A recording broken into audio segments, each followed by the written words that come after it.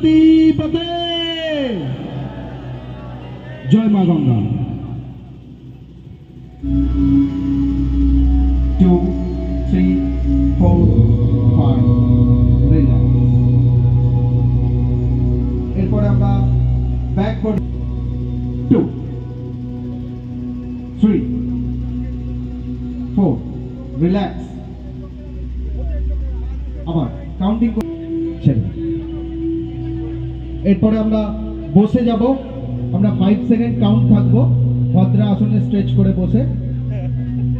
1 2 3 4 5 relax